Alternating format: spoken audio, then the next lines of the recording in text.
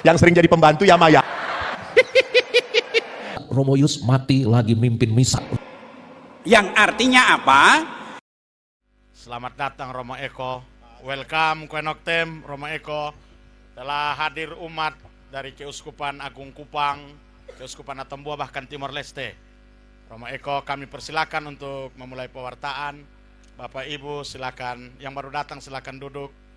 Yang sudah duduk silakan duduk baik-baik. Mari kita mengikuti pewartaan dari Romo Eko.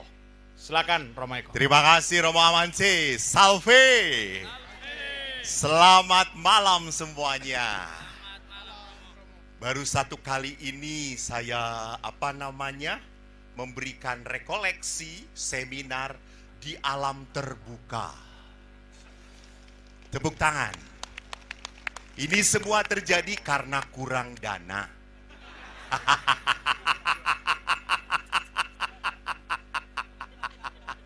Maaf, bukan menghina panitia. Bapak Ibu yang terkasih, terima kasih saya boleh berada di tengah-tengah Anda. Saya adalah Pastor Eko Wahyu Joko Santoso, Ordo Salib Suci. Saya lahir di Bandung, besar di Bandung. Lalu saya ini bertugas 25 tahun di rumah retret. Dan biasanya saya memberi retret anak-anak. Dan saya senang kalau dengan anak-anak. Anak-anak itu taat pada pasturnya. Dan gak gampang kalau memberi retret anak-anak. Baru 10 menit kalau anak-anak sudah tidak tertarik, mereka langsung mengatakan, "Pastur, mau kencing." Lalu kata saya, "Ditahan, udah netes." Lalu kalau satu keluar, yang lain juga, "Saya juga kencing, saya juga mau kencing." Kata saya, "Mari kita kencing berjamaah. Kita saling mengencingi," kata saya itu. Dan anak-anak kalau tidak suka, ya tidak suka. Kalau dengan orang tua, pura-pura suka.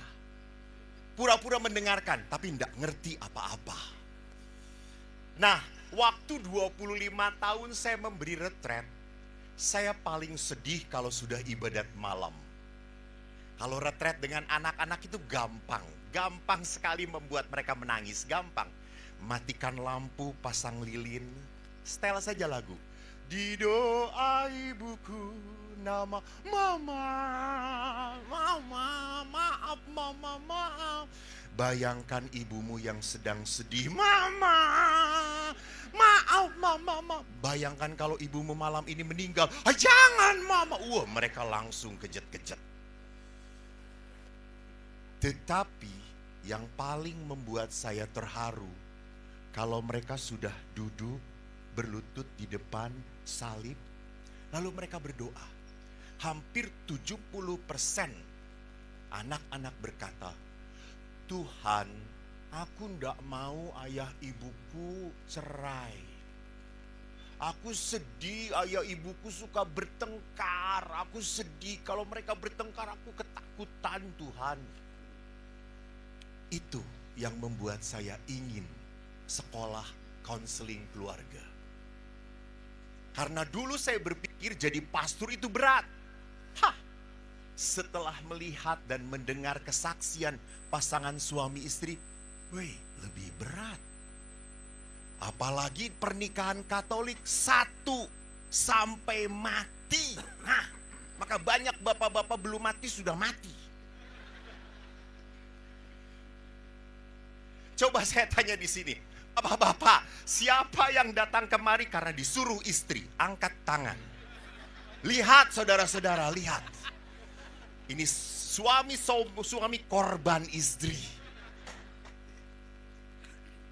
Jadi perkawinan adalah sebuah perjalanan hidup yang tidak otomatis setelah kawin langsung bisa. Tidak ada. Tadi saya dengar 3 hari hanya kursus perkawinan. Belajar apaan? Lihat pada saat kursus juga pegang-pegangan, saling lihat, cantik, gitu ya. Yang memberi kursus semangat, yang ini nggak mendengar apa-apa. jadi bapak ibu, maka saya senang seminar tentang keluarga, bicara tentang keluarga. Sekali lagi, karena tidak mudah. Coba lihat di sini, saya coba tes ombak. Saya tadi mendengar Romo Amance. Romo Amance ini stand up komedinya keren banget ya. Tepuk tangan untuk Romo Amance. Hebat ini. Cuma kurang laku daripada saya gitu ya. Padahal lebih hebat dia gitu ya. Nah, saya akan tes ombak. Siapa yang duduk bersampingan bersama pasangan suami istri? Coba angkat tangan. Cukup banyak. Bagus.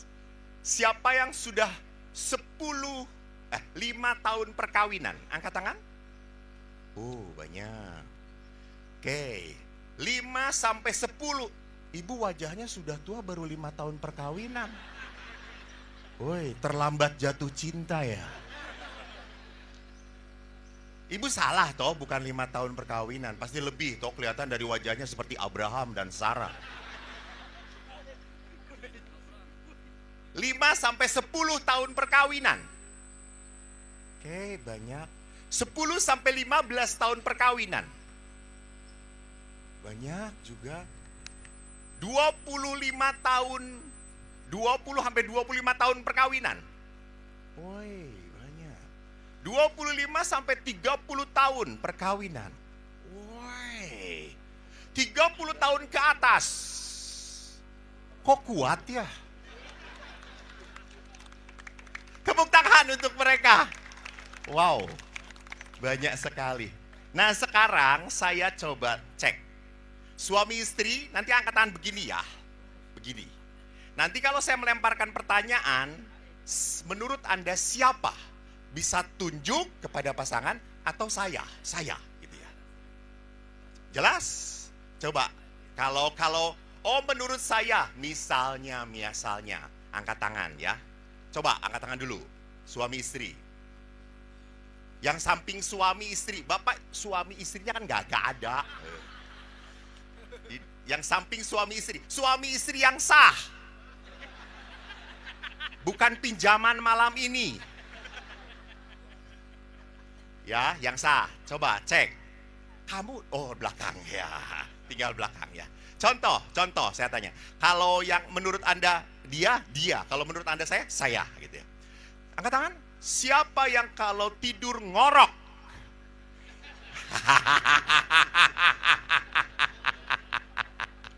Keren, hampir semua bapak-bapak. Kenapa bapak-bapak ketahuan sama istrinya ngorok? Karena bapak-bapak mudah tidur. Istri nggak tidur-tidur gitu ya. Coba saya tanya, siapa yang paling sering pegang HP di rumah? Lihat, ada yang saling menunjuk, ada yang pasrah. Siapa yang lebih dekat dengan anak-anak? Kebanyakan ibu-ibu. Baik. Siapa yang lebih dekat dengan pembantu? Kebanyakan bapak-bapak.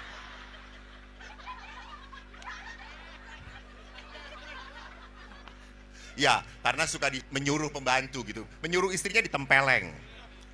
Siapa yang mengajak ke gereja? Iya. Berdua bagus ya. Siapa yang rajin berdoa? Wow. Siapa yang sering ngomel? Oh, ada juga laki yang sering ngomel ya. Ini berarti kalau sering ngomel laki-laki salah casing, saudara-saudara. Ya.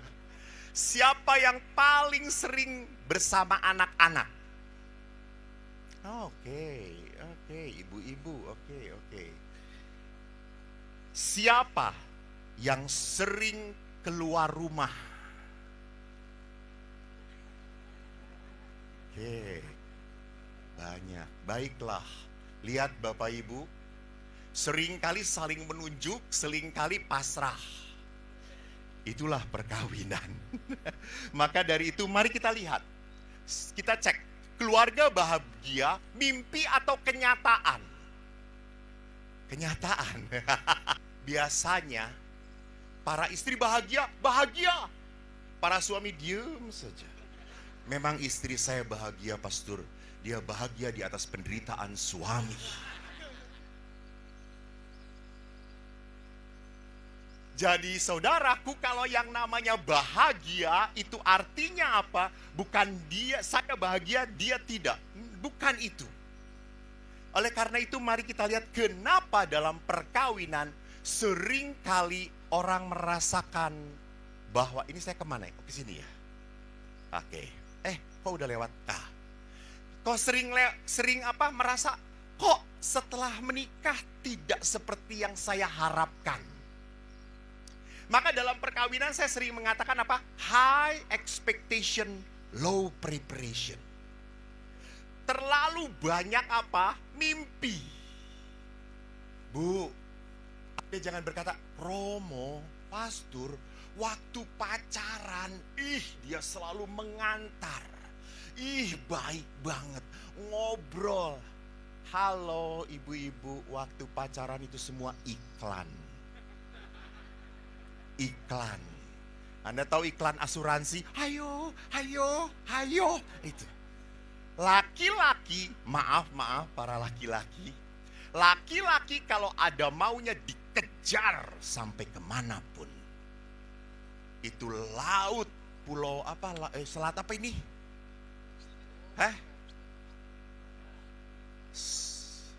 Selat Rote pun diseberangi. Kalau ada maunya, laki akan banyak ngomong, dia akan banyak memuji Anda. Betul. Dia akan berkorban dan dia selalu berpikir, apa sih yang kamu sukai? Dia carikan. Tetapi setelah didapatkan, selesai sudah. Selesai. Hanya waktu pacaran dia akan berkata, I love you, I miss you. You are only the one on my heart. Pret. Saya memberkati perkawinan sudah banyak sekali. Lalu kalau perkawinan itu kan lihat pasangannya begitu sayang pegangan. Apalagi kalau udah janji perkawinan. Saya, Eko, memilih engkau, Dede, untuk menjadi istriku. Lalu istrinya diam, sedih, berurai air mata, terharu. Saya yang memberkati hanya tertawa.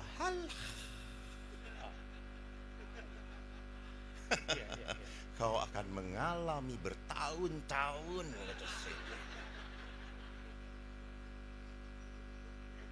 Kalau sekarang air mata keharuan, bertahun-tahun air mata darah kau akan rasakan. Jadi Bapak Ibu lihat di sini, kita terlalu banyak harapan. Dan kita pikir otomatis, suami saya pastor kalau sudah nikah nanti nggak akan minum-minum lagi, nggak akan dengan teman-temannya. No way, nggak. Kalau dia suka minum sebelum nikah, tetap setelah nikah makin banyak. Kenapa? Karena makin pusing menghadapi istrinya.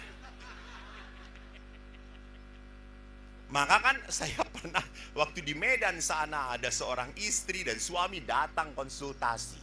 Istrinya berkata, pastor, suami saya tuh selalu ke kedai, mabuk pulang. Saya tuh jengkel sekali. Kamu sudah jadi suami tuh jangan mabuk terus. Lalu suaminya gak mau kalah. Hai pastor, lihat istri saya. Istri saya selalu ke salon. Dia tidak pernah menerima dirinya. Alis digundulin, dicat lagi jadi hitam lagi. Betul.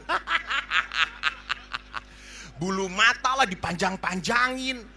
Kadang dia berkedip, bulu matanya masih di atas gitu ya. Jadi saya bingung, dia berkedip atau tidak gitu ya. Dia merem tapi bulu matanya naik ke atas gitu ya. Istri saya itu selalu pergi ke salon mempercantik diri. Pastor, habis uang. Lalu istrinya berkata, kamu suami tidak tahu diri. Kau harus bangga punya istri cantik. Kau bisa membanggakan kepada teman-teman kamu. Lalu suaminya gak mau kalah.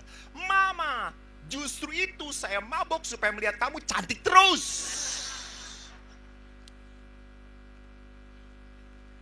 Jadi lihat saudara-saudariku, justru setelah perkawinan, maaf, Anda melihat banyak apa? Perbedaan. Melihat banyak kekurangan. Karena sebelum menikah, kau diatur oleh feeling, perasaan. Saya udah cinta banget, Mami. Sayang banget. Kalau nggak kawin mati aja saya. Biar mati aja, Bu. Gitu ya. Lihat, karena apa? Perasaan. Maka ada lagunya tuh, jatuh cinta sejuta rasanya. Betul tak? Dibelai, ditendang, amboi rasanya. Iya dong. Coba Anda waktu pacaran. Waktu pacaran Valentino. Istrimu nginjak. Apakah kamu marah? Enggak. Diinjak kamu seperti diinjak bidadari. Tapi setelah menikah, baru istrinya mau ngelendot saja. Mimi, udah jangan lendotan. Jangan turun. Kenapa? Dulu kamu senang. Dulu kamu Mercy, sekarang tonton. Jadi dalam perkawinan, hati-hati. Hati-hati. Lama-lama kata-kata kita makin tajam pada pasangan. Kita sulit memuji pasangan. Tapi kalau melihat pasangan orang lain dipuji terus, dipuji terus. Papa lihat suami tuh seperti itu. Ke gereja selalu berpegangan tangan. Kalau salam damai cipika-cipiki. Indah sekali. Kamu kalau ke gereja duluan saya, kamu terakhir. Merokok dulu di luar.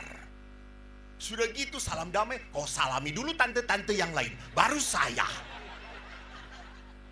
Itu suami normal, artinya normal. Mengerti mana yang lebih menarik dan tidak menarik. Gitu ya. Jadi saudara-saudariku lihat. Kita tidak siap tidak siap melihat perubahan karakter pasangan. Kita tidak siap melihat bahwa kok pasangan tidak seperti sebelumnya. Adik saya itu waktu pacaran, kan pacarnya dan sekarang menjadi istrinya orang Manado. Orang Manado kan suka sambal, suka pedas. Adik saya nggak kuat, sama dengan saya. Tapi waktu pacaran, pacarnya berkata, kita makan bakso, yuk sama-sama. Kebetulan saya mengintip. Dan waktu makan bakso, pacarnya berkata, bakso itu enak pakai sambal banyak. Ya, pakai sambal. Dia juga pakai sambal. Pulang pacaran, mencret dia. Setelah kawin saya tanya, kamu suka sambal? Kata siapa suka sambal? Waktu pacaran, itu bohongan. Biar dia senang saja. Itu lihat. Hati-hati. Sewaktu pacaran kita selalu mencoba untuk membuat dia senang, membuat dia senang, membuat dia senang. Tetapi setelah perkawinan, kita lupa untuk memupuk bunga. Bapak Ibu, perkawinan itu seperti memelihara bunga. Bunga tidak akan pernah hidup kalau dicabut. Nah, bunga harus disiram, dipupuk.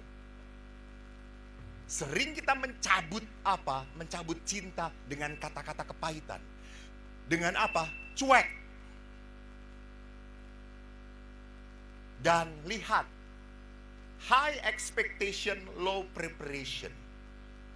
Kalau istri, Pak, apa lawan kata dari cinta? Apa Pak? Pak Sony, apa lawan kata dari cinta? Benci? Betul. Yang benar adalah tidak peduli. Tidak peduli. Kalau pasangan Anda sudah tidak peduli, berarti sudah tidak ada cinta lagi.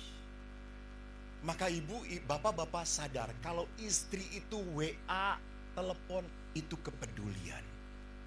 Dan telepon dia lebih parah daripada Polda. Di mana kamu? Dengan siapa? Kok ada suara perempuan di situ? Lihat. Itu tanda kepedulian. Peduli. Selalu perempuan akan bertanya, laki-laki apa katanya? Enggak. Pak, pergi. Nggak akan ditanya pulang jam berapa, kamu kemana. Enggak, laki-laki enggak.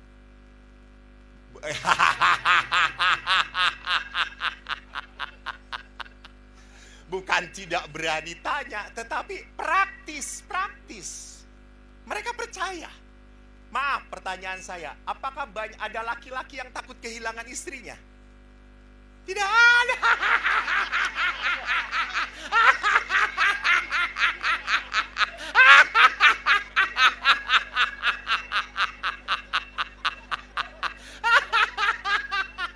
Itu realitas. Ada yang takut? Maka dalam retret, saya selalu, pasangan suami istri suruh ngobrol. Coba Pak, bicara. Bicara apa Romo? Siapa yang mati duluan? Loh betul, harus siap. Karena kematian harus kita persiapkan. Dan banyak para istri berkata, Mas jangan duluan ya, saya tidak bisa bertahan kalau kamu ndak ada. Kalau para suami, Mah nggak apa-apa duluan juga. Karena dia sudah siap ban serep di belakang gitu.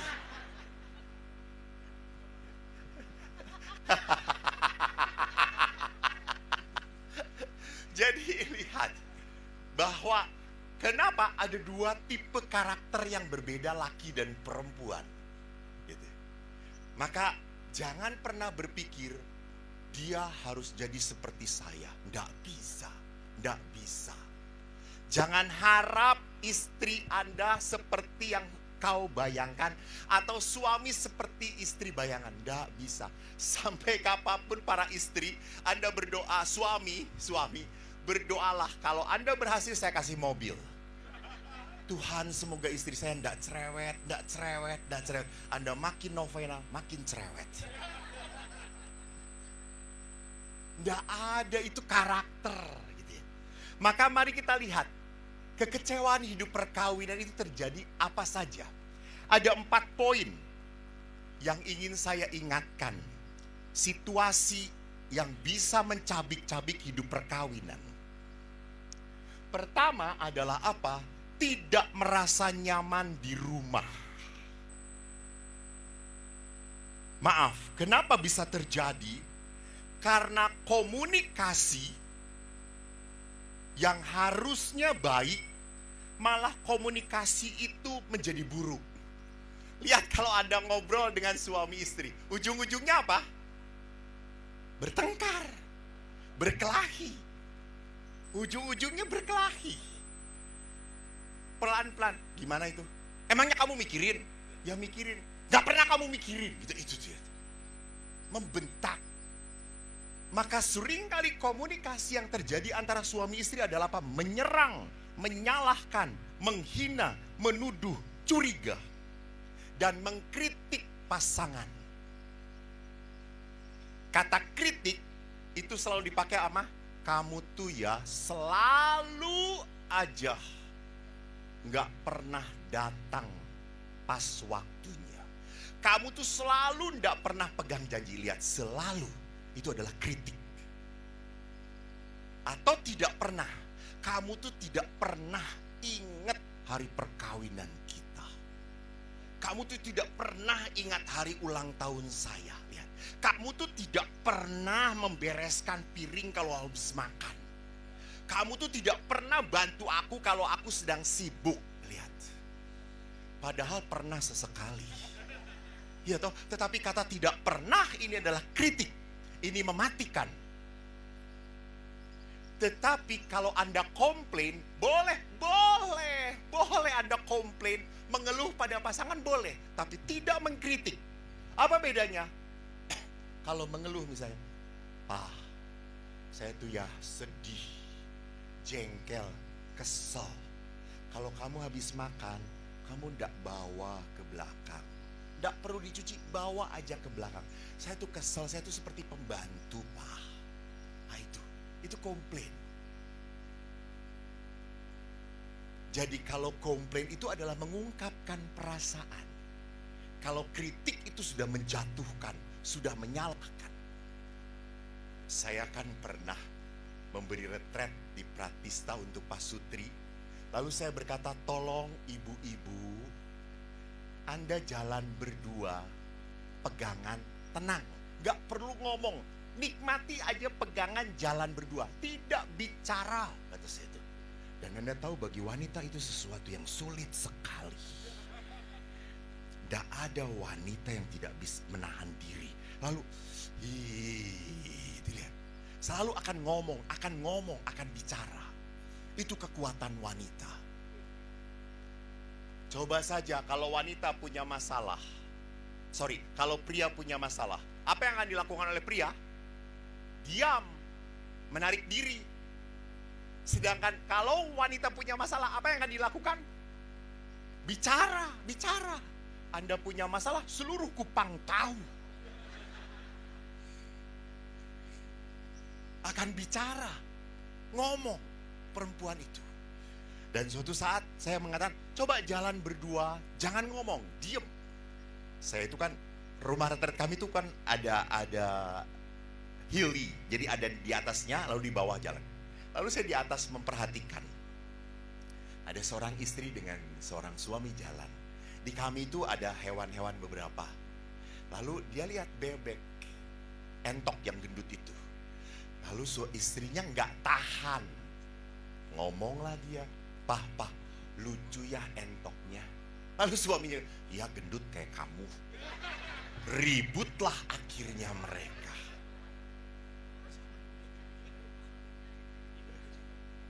Jadi perhatikan di sini bahwa seringkali dalam komunikasi kita tidak nyaman, selalu saling menyerang. Kita seringkali lupa mengucapkan terima kasih kepada pasangan. Padahal itu adalah sesuatu yang yang dia lakukan dengan penuh pengorbanan. Dan kita otomatis, kan itu tugas kamu. Kan kamu harus bertugas seperti itu. Seolah-olah harus lancar. Begitu saja, harus terjadi. Kita lupa say thank you. Terima kasih. Dan kita pun, maaf, seringkali lupa memuji pasangan.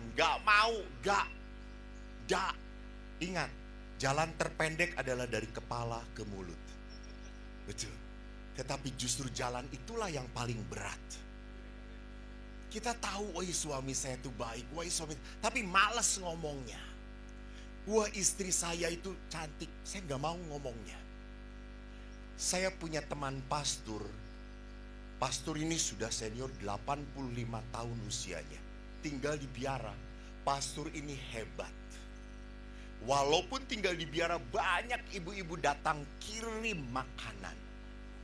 Cukyok lah, babi panggang lah, ayam kodok lah. Dahsyat. Waktu itu saya pastor muda. Saya mau belajar menjadi pastor yang sering dikirimi makanan itu seperti apa. Rupanya pastor ini sering memuji. Suatu saat saya ditelepon sama satpam. Pastor, ya ada tamu untuk pastor itu. Oke, saya panggil. Lalu saya panggil, pastor ada tamu. Ya. Lalu pastor ini keluar. Dan tiba-tiba datang ibu-ibu. Besar sekali. Tapi pastor itu berkata, ibu ramping sekali ya sekarang. Sehat. Romo, jangan gitu Romo. Makin cantik. Romo ini ada-ada aja. Ini babi kecapnya Romo makan ya. Terima kasih ya ibu. Udah Romo, saya mau pulang, saya ada tugas lagi jemput anak-anak. Oh ya, makasih ya. Ya, ibu semakin hari semakin cantik ya. Romo, pergi. Saya di luar ngintip pastor ini. Setelah ibu itu pulang, saya datengin. Pastor tua, penipu. Kenapa kok? Itu ibu itu disebut langsing. Itu masuk pintu biara harus 2 pintu dibuka. Bagaimana langsing? Lalu pastor itu berkata, kok saya enggak bohong, saya betul. Mana pastor ngomong langsing? Iya, saya waktu ngomong saya buka kacamata saya gitu ya. Dan pastor itu kacamatanya tebal sekali gitu ya. Jadi bapak-bapak tolong puji istri merem sedikit gitu ya. Tipu-tipu sedikit tak apalah gitu ya. Buat bahagia. Beda dengan satu pastor yang satu. Ini satu pastor, dia lebih muda sedikit. Dia 85, ini 80-an. Dia terlalu jujur kalau ngomong. Dan jarang dikirimi makanan. Pernah seorang ibu-ibu datang gitu ya. Lalu datang, ibu itu pakai tank top. Lalu pastor ini berkata, "Hai, lucu sekali tuh. Kok ada sabuk lubangnya satu di tengah? Itu kan padahal udel toh gitu ya." Si ibu itu akhirnya hanya itulah yang pertama dan terakhir mengirim makanan. Gitu.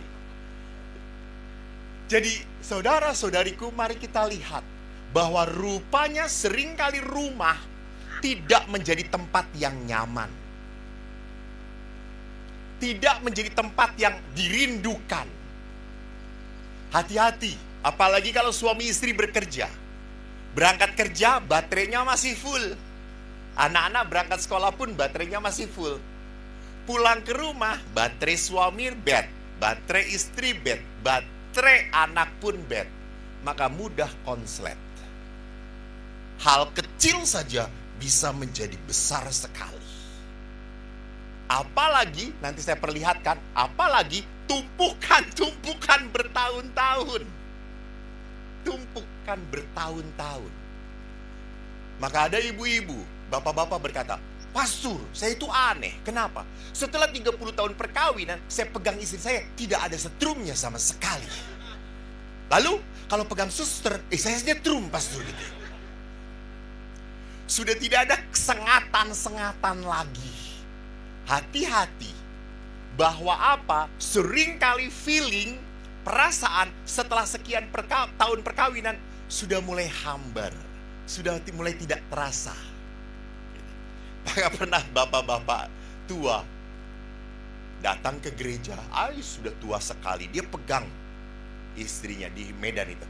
Opung, hebat kali. Kenapa, pastor? Itu ke gereja masih pegang opung dori. Berdua masih pegangan. Sayang sekali kah? Bukan, ini takut jatuh, pastor gitu ya.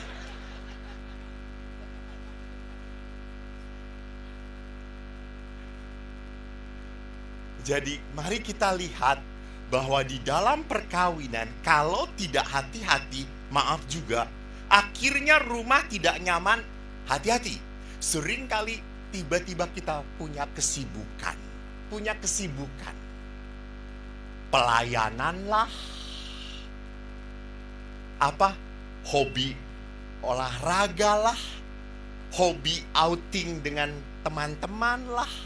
Ngumpul bareng-bareng lah. Hati-hati. Maka seringkali sekarang sedang tren adalah reuni. Ya, lihat. Dan kalau reuni seringkali CLBK terjadi. Cinta lama belum kelar-kelar. Masa ada reuni tiap bulan sekali? Aneh sekali toh ya. Gitu ya. Kenapa? Karena mereka merindukan. Kalau sampai suami istri tidak punya rasa home, nyaman lagi, hati-hati. Cukup banyak pasangan suami istri yang merasa kesepian. Pada saat merasa kesepian, ada orang yang memperhatikan, maka dia akan masuk ke dalam hatimu. Kalau tidak hati-hati. Maka saya pun sebagai pastor, hati-hati dengan konsultasi. Dia butuh saya, dan kalau dia menarik, saya akan membutuhkan dia. Nah, itu harus hati-hati. Maka di situ saya harus tahu diri. Kalau sampai konseling lebih, hati-hati ya Romo Amanse. Anda adik kelas saya ya? Jauh sekali. Tapi wajahnya lebih tua Anda daripada saya. Itu bedanya yang tidak terawat dengan terawat. Nanti balas-balasan. Jadi saya diberitahu dalam konseling kalau sampai ibu-ibu ini 2-3 kali ngobrol terus, konsultasi terus, berarti Anda tidak berhasil. Berhenti konsultasi. Karena Banyak beberapa pastor yang sering konseling akhirnya terikat dan terpikat. Tertarik. Pastor juga manusia. Bisa ngelihat mana yang bening. Mana yang glowing. Mana yang produk Korea. Mana yang produk koe. Koe lagi.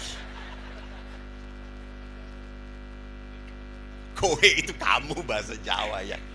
Yang kedua adalah apa? Fokus pada diri sendiri. Jadi yang pertama, rumah tidak menjadi tempat nyaman, itu salah satu pemicu perpecahan. Yang kedua adalah apa? Fokus pada diri sendiri. Dalam perkawinan, kitab hukum kanonik berkata, kebaikan suami istri. Jadi tujuan perkawinan adalah kebaikan suami istri. Pasutri berjuang mengusahakan memberikan yang baik kepada pasangan melalui perkawinan. Memberi yang terbaik. Karena cinta itu apa? Memberikan yang terbaik. Hanya seringkali di dalam perkawinan Anda selalu berpikir, saya orang yang banyak berkorban, Romo. Saya orang yang banyak mengalah, Romo. Saya orang yang banyak menderita, Romo. Itu. Jadi di dalam perkawinan orang membesarkan apa? Membesarkan pengorbanannya. Saya yang sudah banyak banget sakit hati, Romo. Saya banyak kecewa. Hati-hati di sini. Karena kalau dengan demikian berarti apa? Saya adalah orang yang benar, paling benar. Yang salah itu suami saya. Sering, betul, saya mengakui, Pak, maaf ya. Maaf kalau Anda tersinggung. Istri itu pinter banget. Pinter. Anda kasih berapapun selalu cukup di tangan istri. Istri itu enggak sekolah ekonomi tinggi-tinggi, tapi ekonom terbaik. Betul. Jadi dia bisa hutang sana, hutang sini.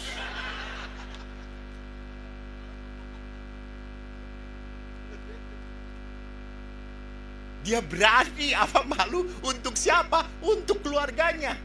Memang dulu ibu saya pun demikian. Tapi kalau ibu tuh pergi ke warung, yang nyuruh hutang saya. Jadi kok ke warung, uangnya mana bu? Hutang. Kalau bayar bawa uang, ibu sendiri yang ke warung. Kalau hutang Eko, sehingga kalau saya datang itu yang jualnya itu mau hutang ya? Iya. Saya datang mau hutang ya? Iya. Gitu. Dan kalau bayar hutang ibu sendiri. Saya sudah jadi pastor, itu warung masih ada. Saya datang mau hutang ya? Udah jadi pastor, saya beli ini warung. Lalu dia tanya, emang punya uang? Ada kolektor.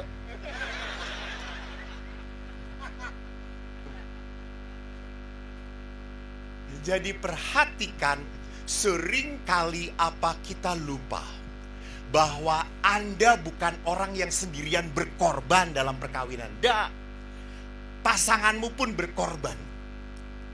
Bapak Ibu, saya memang kalau Anda dengar di YouTube, saya orang yang punya luka batin dengan ayah. Betul, ayah saya keras sekali. Ayah saya tentara angkatan udara. Dan kalau pukul tak pernah ragu-ragu. Dia hajar saya. Saya sudah merasakan seluruh senjata kecuali pistol dan bayonet. Ayah saya tuh pernah pukul pakai helm tentara yang keras itu. Dia pukulkan kepala saya, petak, dan langsung bengkak dan mendarat di kepala ayah saya dengan tenang. Hebat. Sehingga ayah itu keras, tetapi di satu sisi ada satu periode di mana saya membenci ayah. Tapi ada satu periode di mana saya bisa mengampuni ayah. Dan pada saat saya bisa mengampuni ayah, mulai saya kagum dengan ayah. Ayah tentara, ibu saya bidan. Dan ibu bapak punya 4 anak. Saya anak pertama, maka disebut Eko, panggil Eko. Jawa itu anak pertama Eko. Lalu, keluarga kami tidak punya pembantu. Jadi kalau ibu pulang kantor, ibu langsung baju bidan yang putih itu diganti dengan daster. Daster batik yang sudah tua, transparan. Sehingga sejak kecil saya sudah melihat dalaman wanita. Ibu saya. Tapi kalau ibu sudah pakai daster, beliau masak, ayah pulang kantor, maaf. Ayah langsung beres-beres dan dia sapu. Dia bereskan, dia cuci, dia panggil kok, kamu yang nyabunin, bapak yang basahin. Ayah tidak diam, duduk, dak. Bahkan kalau masak belum selesai, dia bantu iris-iris. Dan yang lebih mengagumkan apa? Kan paling gampang kalau masak itu kan sayur bening. Apalagi sayur bening tuh selalu bayam yang paling mudah. Bayam itu pasti dengan apa? Jagung. Sudah, lalu tempe tahu. Itu makanan favorit keluarga kami. Sesuai dengan ekonomi sederhana sekali. Dan kalau masak itu kita anak-anak suka mengeluh, bayam lagi gitu. Lalu bapak berkata, Popeye makan bayam, sehat leh. Anda ingat mungkin ya yang tua-tua, ada film Popeye the Sailor Man. Popeye makan bayam. Bayam ibumu tuh enak. Kita ngomong bayam aja enak. Tapi itu ayahku. Ayahku tidak pernah mencela masakan ibu. Tidak pernah. Ayahku selalu memuji masakan ibu, padahal kami protes. Sampai saking protesnya adik saya pernah waktu doa bersama, lalu adik berkata, aku yang doa. Saya kaget. Lalu ayah berkata, kamu kok calon pastor, tidak pernah mau mimpin. Lihat adik kamu. Saya sudah curiga ini mau ngomong apa adik saya ini. Lalu dia ngomong, Bapak Ibu, kakak-kakak, mari kita berdoa. Terus sama Bapak Putra dan Kudus, amin. Tuhan berikan rezeki kepada ayah ibu supaya besok jangan tempe lagi. Supaya besok daging Tuhan, amin. Lalu ayah melotot. Dan lihatlah doa anak kecil saudara-saudara. Besoknya tempe lagi. Jadi apa yang mau saya perlihatkan, di saat dalam perkawinan kita selalu berkata, saya ini yang paling menderita, Anda objek penderita. Sampai kapanpun perkawinan tidak akan pernah menjadi perjalanan yang indah. Yang ketiga adalah apa? Bapak Paus Fransiskus. Tadi dokter mengutip Bapak Paus Fransiskus yang nanti belakang akan saya perlihatkan dalam Amoris Laetitia. Dalam Amoris Laetitia berkata apa? Ketegangan yang timbul di dalam hidup pasangan suami istri karena budaya individualistis yang berlebihan pada harta milik dan kenikmatan. Lihat, Bapak Paus sudah memberikan warning. Hati-hati. Dalam perkawinan itu kita punya budaya individualistis. Artinya apa? Yang penting saya bahagia, yang penting saya senang. Jadi kita berpikir bahwa kita itu mau perkawinan supaya hidup saya disenangkan, dibahagiakan. Salah. Maka saya selalu berkata, kalau Anda belum siap menderita, jangan kawin. Jangan kawin. Ya jangan jadi pastor juga. Karena pernah suami istrinya itu sudah jengkel banget dengan suaminya. Lalu dia datang ke biara Romo, saya sudah jengkel, sudah gak tahan dengan suami saya. Saya kasih aja ke biara ya, suruh jadi pastor. Saya berkata, maaf kami tidak terima barang bekas.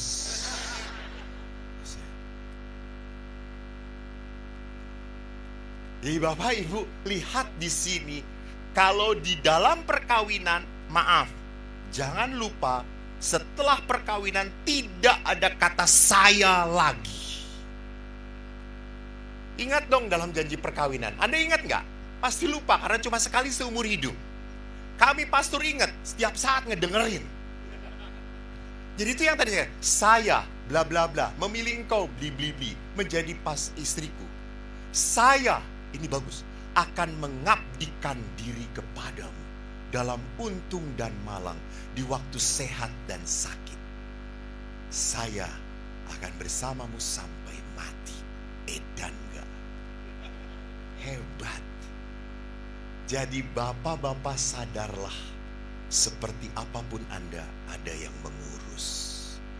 Pastor-pastor sadarlah, Anda itu berguna kalau sehat.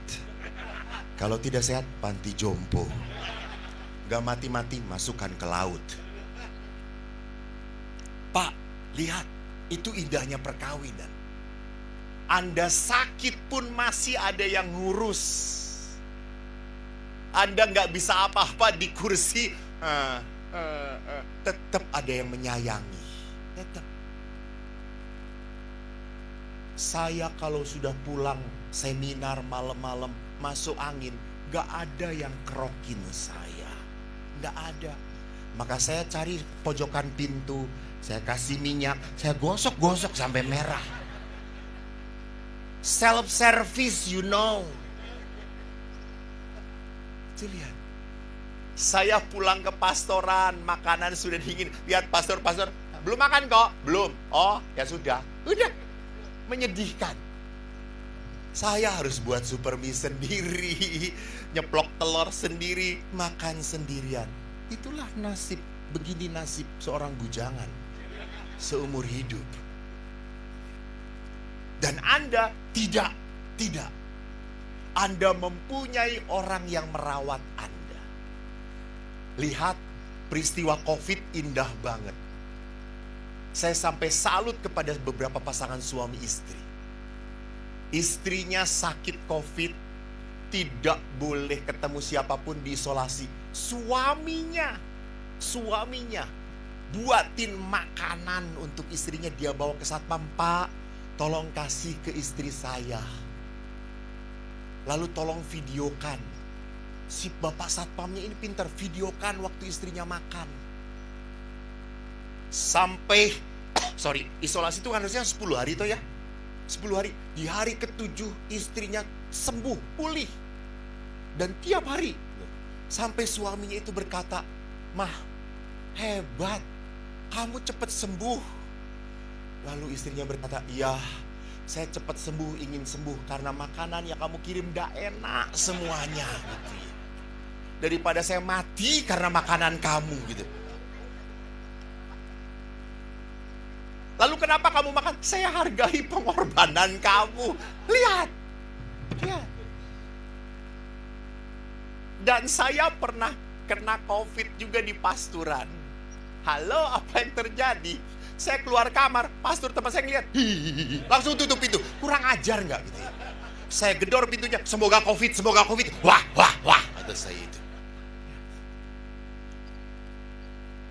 Kalau suami istri rindu, para pastor, COVID, kita tutup gitu. Jadi perhatikan, jangan pernah lupa, di dalam perkawinan sudah tidak ada kata saya lagi. Tidak ada. Kau, that's the only you on my heart. Dan itu susah, gak gampang. Kenapa? Yaitu budaya Bapak Paus, individualistis. Yang ketiga, lihat sikap menuntut. Mengapa sih pada saat pacaran umumnya romantik, dekat, saling merindukan?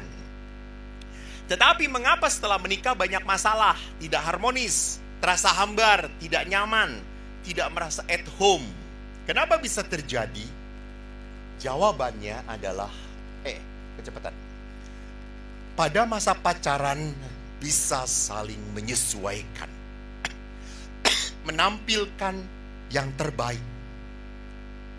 Tetapi pada saat menikah justru saling menuntut. Jadi waktu pacaran kita bisa menyesuaikan, tetapi setelah menikah kamu harus begini, kamu harus begini. Lihat baju aja diatur warnanya. Lihat selalu sama. Suami istri tadi itu lalu sama. Pak, kenapa sama? Ya, beli 1 dapat 2.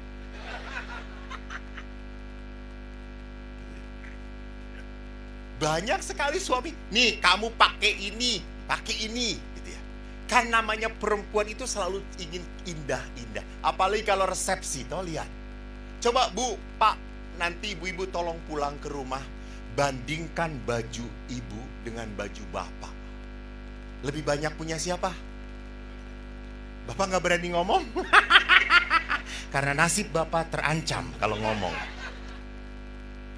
Pasti baju ibu-ibu lebih banyak. Aneh kan istri tuh kalau punya baju bolong sinilah, lobang sinilah, pakai sayap lah gitu.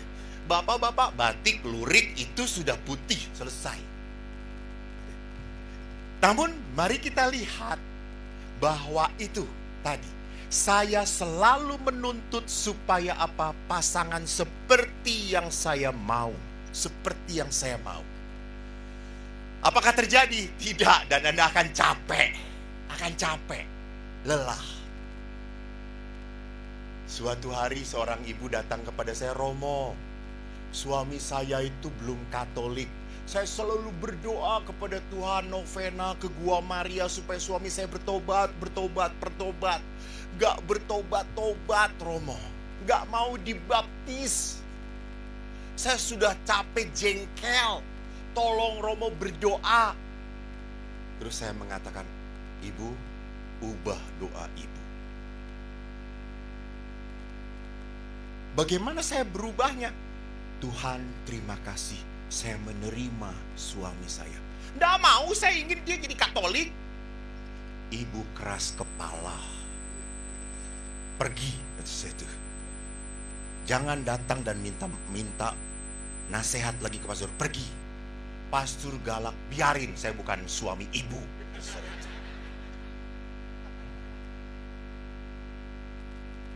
Ibu ini pergi. Diam-diam ibu ini taat pada saya.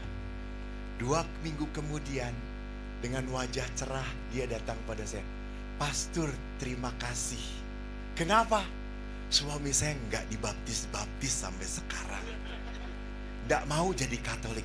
Tapi kok ibu sekarang ceria? Setelah saya ngomong, Tuhan terima kasih, saya bisa melihat kebaikan suami saya, Pastor. Dia bukan Katolik, tapi dia suami yang gak neko-neko. Dia suami yang baik, gak Katolik loh, Pastor. Dia sayang banget. Dia itu selalu masakin untuk saya. Saya kaget.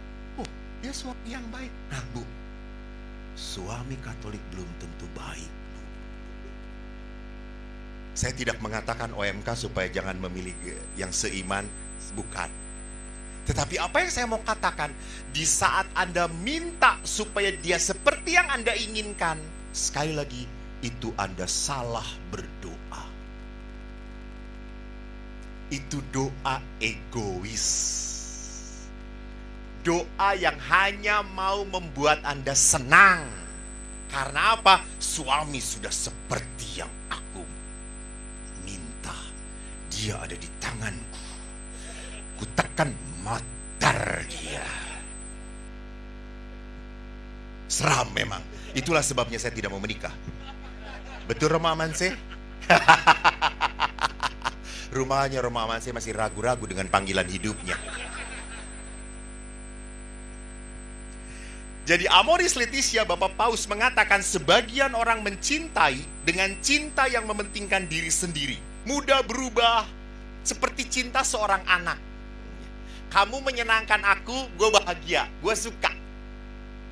Tapi di saat kamu tidak menyenangkan aku akan maki, aku akan marah, aku akan meledak-ledak. Itu cinta anak kecil. Kalau dia tidak dapat yang dia mau, dia akan ngambek. Tantrum. Kesel, jengkel. Itu cinta anak-anak. Maka kadang-kadang pun dalam cinta, kenapa muncul kata-kata kritik, pahit, suka menyalahkan. Dan yang keempat, ini yang saya ambil dari Injil. Ketegaran hati. Yesus waktu menjawab, apakah boleh orang menceraikan istrinya dengan alasan apapun? Jawab mereka, tidak boleh, kata Yesus. Apa yang tertulis? Lalu Musa memberi izin untuk menceraikannya dengan membuat surat cerai. Lalu kata Yesus, kepada mereka, justru karena ketegaran hatimu lah, maka Musa menuliskan perintah ini untuk kamu. Ketegaran hati. Bapak Ibu, kalau orang sudah tegar hati itu artinya apa? Sudah keras. Karena diliputi oleh kemarahan. Pertama, orang tegar hati kalau penuh dengan penderitaan. Disakiti. Dikecewakan. Maaf. Seringkali Anda menikah dengan seorang pribadi yang keras kepala, tidak bisa berubah, yang kekanak-kanakan, yang egois banget. Saya bertemu dengan pasangan-pasangan yang seperti itu. Maka satu sisi saya sudah capek, pastor, saya sudah capek. Saya tidak tahu apa yang harus saya lakukan. Tetapi karena perkawinan mereka di dalam gereja Katolik yang tak terpisahkan, lihat, ini adalah sesuatu yang sulit kita terima. Nanti saya perlihatkan bagaimana caranya. Sulit, gak gampang. Apalagi maaf, Anda punya pasangan emosional dan sering memukul. Itu yang membuat kepahitan demi kepahitan dalam hidup perkawinan. Apalagi Anda menghadapi pasangan Anda yang punya wanita idaman lain.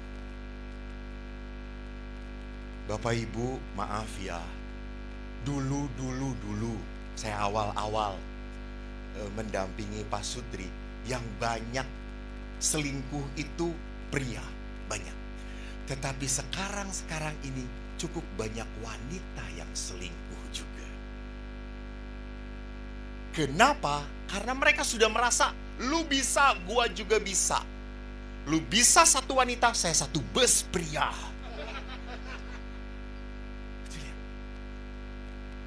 Kalau orang sudah tegar hati, maka saling membalas. Karena orang sudah kesakitan. Maka kalau kepahitan hati itu terus-menerus disimpan, apa yang terjadi? Nanti saya katakan bisa meledak. Karena Anda menyimpan kecewa, rasa sakit, kemarahan terus ditimbun-timbun. Saya kemarin kan bicara kepada panitia, ngobrol, cerita. Kalau saya ceritanya kepada seorang suami, Pak, bagaimana perkawinan? Ya, begitu saja, Romo, seperti pasangan yang lain. Gimana seperti pasangan yang lain? Ya, up and down and shake lah, kayak gitulah. Namanya juga pernikahan, pastor. Selalu ada up and down-nya dan goyah-goyah dikit. Lalu saya tanya istrinya, Bu, gimana perkawinannya? Langsung litani penderitaan, Mang Dredel.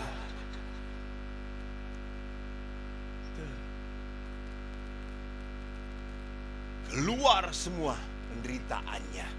Gitu. Kenapa? Karena menyimpan. Bapak Ibu, hati-hati.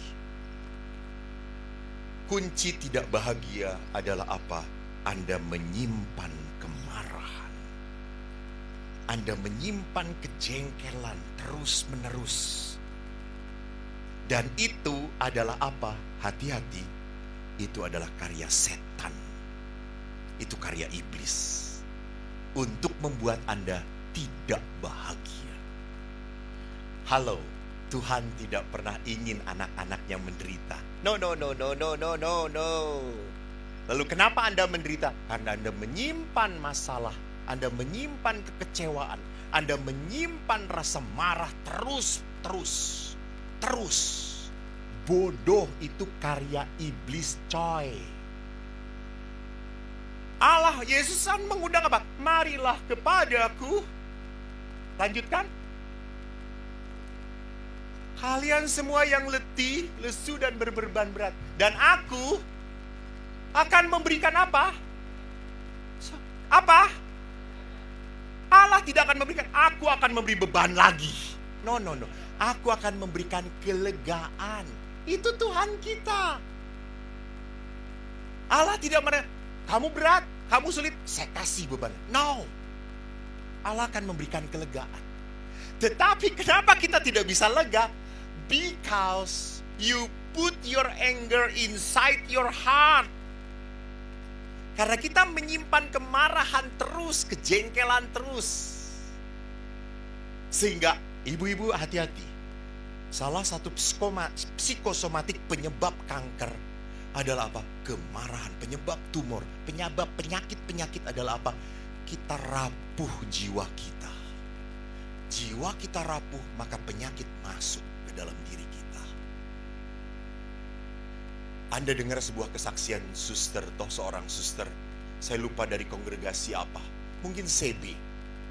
Suster ini begitu marah dengan apa? Bapaknya. Karena dia pernah di-abuse oleh bapaknya. Maaf, bapaknya pernah melakukan hal yang tidak baik kepada suster ini. Suster ini begitu menolak ayahnya, begitu benci pada ayahnya. Sampai dia masuk menjadi suster. Dia pelihara kebencian itu, dia pelihara kemarahan itu. Dan sampai akhirnya apa? Suster ini kanker. Dan stadium 4. Sulit tertolong kembali. Suster ini sudah berobat, sudah dikemo, masih tetap menjalar kemana-mana. Ganas. Dan suatu saat suster ini mendengar ayahnya hampir mati. Pria yang sangat dia benci sedang dalam sakrat maut. Dia harus melawan batinnya. Dia akhirnya datangi pimpinan dan berkata, beri saya waktu untuk merawat ayah saya. Dan di dalam kesaksiannya, suster itu begitu jengkel, begitu marah. Dia melihat ayahnya yang sudah tidak berdaya. Dia bisa hajar, dia bisa bunuh ayah itu. Tetapi akhirnya dia lawan keinginan itu. Dia mandikan ayahnya. Dia bersihkan seluruh kotoran ayahnya. Dia masakkan sup, dia suapi ayahnya. Dia temani ayahnya berdoa. Dia salurkan pengampunan kepada ayahnya. Sampai ayahnya meninggal di tangan suster ini. Bukan karena dicekik.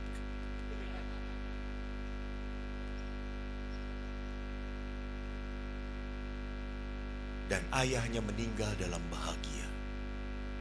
Setelah selesai menguburkan ayahnya, dia pulang ke biara. Dan waktu itu dia harus kontrol kepada dokter. Apa yang terjadi waktu dikontrol? Dokter melihat, suster, kankernya tidak ganas. Tapi masih ada kanker, tetapi kanker ini tidak menyerang tubuh suster. You see. Betapa rentannya kita kalau menyimpan kemarahan itu. Maka mari kita lihat, berapa menit lagi saya? Masih lama. Amplop tipis suruh panjang-panjang.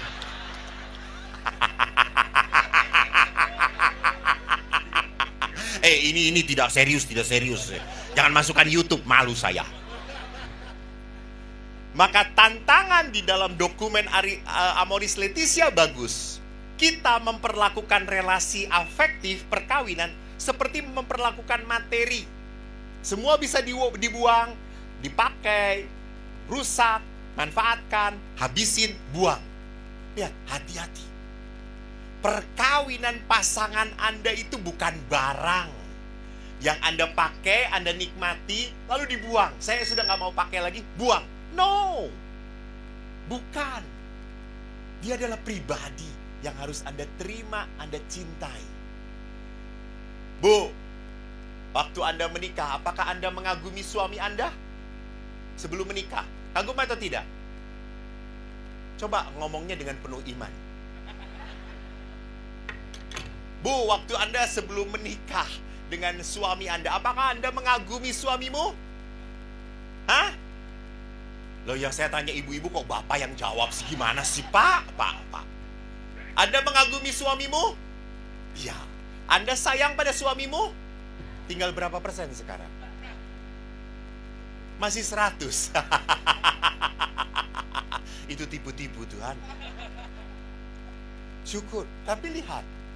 Jadi sering kali kita berpikir, Romo, kok suami saya makin lama makin bodoh, makin jelek. Betul ibu-ibu? Betul. Jangan lupa kenapa suami Anda makin bodoh dan makin jelek? Karena kawin dengan Anda. Betul Pak Valen? Coba dengan Luna Maya. Seger terus dia, pinter. Jadi jangan pernah lupa di dalam perkawinan itu akan terjadi simultan. Kenapa suami seperti ini? Karena istri seperti itu. Gitu. Banyak suami lebih memilih diam. Karena menjawab seperti apapun pasti salah. Karena apa? Kalau istri punya masalah, cerita, langsung suami buat apa? Solusi. Betul atau tidak? Betul? Padahal istri tidak butuh solusi. Istri sudah pinter coy. Istri hanya butuh apa? Didengarkan. Jangan ngasih solusi blow on loh. Blow on. Saya tuh pernah ibu-ibu ngobrol kepada saya, Bu begini, itu sudah pastor. Gini, itu juga sudah, saya bingung. Iya, terserah ibu lah. Bahkan suatu siang, saya sudah capek ngasih retret, datang ibu-ibu, Romo Eko ke biara. Aduh, apes kata saya itu. Apa Bu? Saya bisa ngobrol sebentar aja, 5 menit. You know 5 menit, 1,5 jam.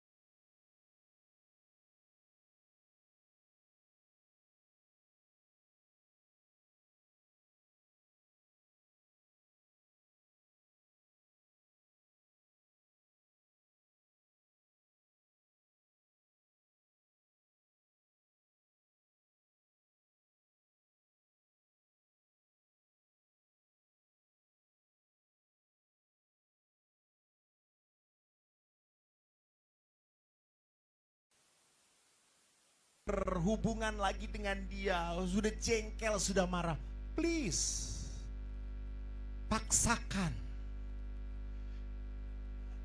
Hanya 5 menit, nggak lebih. Nggak percaya gua tahu.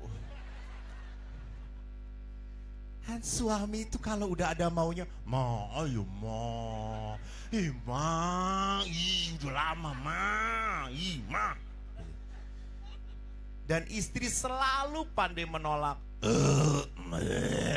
Masuk angin. Besoknya lagi datang bulan. Tapi kan suami tidak akan putus asa. Betul. Ayo ma, ih. Ya udah, cepet. Dah, 5 menit selesai dia. Betul. Ibu bapak, jangan lupa. Suami itu setelah melakukan hubungan seksual, dia akan nurut pada Anda. Betul. Dia akan, sudah dipuaskan dia. Dengerin. Lu jangan macam-macam. Dia akan baik. Jadi pada saat setelah itu ada kehangatan. Istri beda. Sebelum melakukan harus ada kehangatan dulu. Mengerti bedanya? Istri itu kan harus merasa disayang dulu, dipeluk, dicium, dipuji, baru dia muncul. Jadi psikolog mengatakan seksualitas pria dan wanita beda. Pria itu seperti keran, dibuka, cur, langsung keluar. Baru lihat BH aja, udah kayak anjing kan mau itu. Maaf, ini bukan konsumsi para suster. Tapi kagetnya suster menikmati, saudara-saudara. Haleluya, sudah salah jalan suster ini. Sedangkan wanita itu seperti sumur, harus ditimba. Laki-laki itu cepet on. Lihat paha wanitanya on gitu. Perempuan on off gitu. Jadi lihat di sini, ya, seringkali apa yang Anda tonton dalam pornografi, this is not the real in marriage life. No, this is fake. Itu menghambakan apa? Kenikmatan.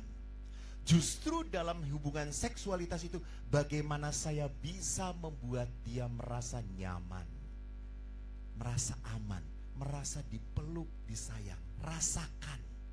Jadi bapak jangan terburu-buru, cepet, please. Rasakan. Kok gue yang lebih ahli daripada Anda ya? Saya hentikan, takut. Karena suster itu langsung membayangkan yang tidak-tidak, saudara-saudara.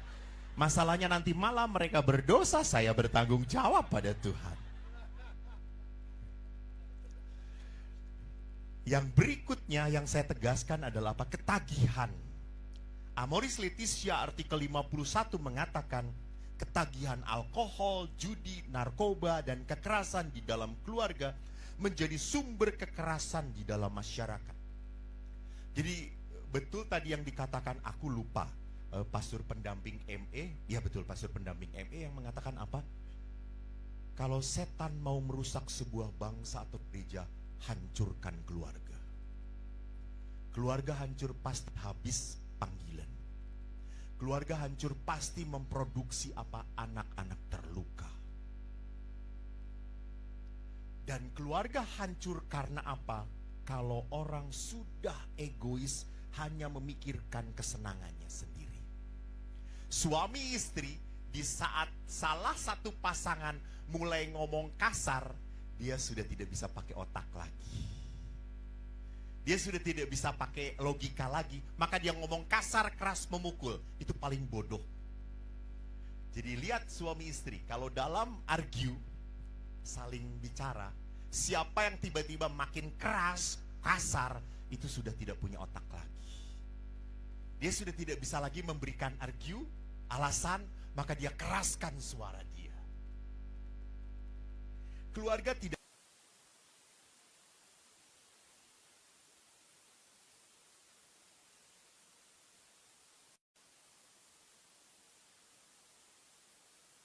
pada Tuhan. Ayah saya itu punya apa? Punya kebiasaan berdoa bersama keluarga. Kalau sudah 8:30 sejak kecil, kami itu harus rosario. Jadi saya tuh sejak kecil sudah banyak rosario. Sekarang enggak rosario lagi, udah banyak nabung rosario. Karena kalau udah 8:30, ayah itu langsung ngomong, Rosario, Rosario. Gitu. Kita tuh anak-anak, Rosario, Rosario terus, Rosario terus. Namanya anak-anak protes. Lalu kalau sudah Rosario, kita itu kan namanya anak-anak. Langsung bagian kita, Salam Maria penuh rahmat Tuhan sertamu, terpujilah engkau di antara wanita dan terpujilah buah tubuhmu. Adik saya menjawab, Santa Maria Bunda Allah, doakanlah kami yang berdosa ini. Salam Maria penuh rahmat Tuhan sertamu, Santa Maria Bunda Allah. Kita jengkel kalau sudah kebagian Bapak. Bapak itu, Salam Maria penuh rahmat Tuhan sertamu. Kita anak-anak, cepet gitu ya. Jadi tidak ada, Bu, Pak, tidak ada waktu kecil anak-anak umumnya tidak bisa menikmati doa. Betul, tapi tanamkan kedisiplinan, itu yang penting. Dia tidak bisa menikmati, yang penting disiplin. Kalau misa, ayah itu mengajak saya duduk di depan anak-anaknya. Depan. Waktu itu kan pastor Belanda. Udah kalau khotbah panjang gak jelas lagi. Saya lihat, Edan ngerti ayah saya. Lalu suatu saat pulang ke gereja, saya tanya, Pak, emang Bapak ini ngerti khotbah Romo? Selalu manggut-manggut. Ya ndak ngerti. Lalu kenapa manggut-manggut? Romo itu kalau berbicara suaranya Tuhan. Saya harus menghormati. Gitu ya. Tapi sekarang setelah saya jadi pastor, kalau saya khotbah, beliau tidur. Kurang ajar. Pak, kenapa kalau saya khotbah Bapak tidur? Kamu suara eko, bukan suara Tuhan. Satu-satunya yang tidak menghormati saya, Bapak saya, saudara-saudara. Tetapi apa yang aku selalu ingat, lihat, kami kecil tidak bisa menikmati doa, tapi ayah menanamkan disiplin. Disiplin, itu yang penting. Namanya anak kecil pasti tidak bisa menikmati doa. Jangankan anak kecil, Anda menikmati. Rosario baru tanda salib aja udah. Baru tanda salib, saudara-saudara. Ada oma-oma itu, Romo, obat saya tidur itu Rosario. Saya kalau udah Rosario tertidur, lalu baru 10 Salam Maria. Gimana Romo? Gak apa-apa. Terusin besoknya gitu saya. Baru 3 udah tidur lagi. Terusin aja gitu. Namanya juga oma-oma, gak ada dosa kata saya itu. Kan sebentar lagi udah bau tanah, atau sebentar lagi dipanggil kata saya. Dan maaf, di dalam Amoris Laetitia hanya satu artikel yang mengingatkan ayah. Tidak mengingatkan ibu loh. Peran ayah tidak dapat digantikan oleh yang lain. Bapak Paus mengingatkan. Kenapa? Karena seringkali ayah kurang bonding dengan anak. Kurang dekat dengan anak. Karena kalau ada masalah, ayah, ibu. Semua ibu. Maka tadi lihat, siapa yang paling dekat dengan anak? Ibu. Saya pun dekat dengan ibu, betul. Dengan ayah saya tidak dekat sejak kecil. Apalagi ayah selalu menghina saya. Kamu tuh bodoh. Memang saya bodoh. Dari 4 anak, 3 adik saya pinter. Anda tahu kalau dulu waktu kita kecil, kalau kita seumur dengan saya ya, sekolah itu kan di ranking dari pertama sampai terakhir. Betul atau tidak? Ya. Sekarang kan enggak toh. Sekarang cuma 3 besar atau 10 besar. Dulu kan di ranking sampai terakhir. Adik-adik saya tuh 5 besar. Adik nomor 2 tuh 3 besar. Saya 35 besar. Jumlah murid 37, Eko 35. Dan hebatnya konsisten, saudara-saudara. Itu hebatnya saya. Tak tergantikan. Tidak pernah naik, tidak pernah turun. Itu hebatnya saya. Jadi kalau waktu kecil ambil rapot itu ayah yang ambil rapot. Ayah itu kalau udah ambil rapot adik-adik saya bangga. Pakai baju tentara. Bangga dia begini. Pakai topi. Tapi kalau udah ngambil rapot saya, tunduk dia. Dan ibu guru itu kan selalu banyak dramanya kalau ngambil rapot. Eko ini ya harus rajin. Saya ngomong gak penting. Yang penting naik atau tidak. Kata saya itu. Banyak omong kata saya itu. Ada merahnya 2 gak apa-apa. Namanya juga kebun tuh harus warna-warni gitu ya.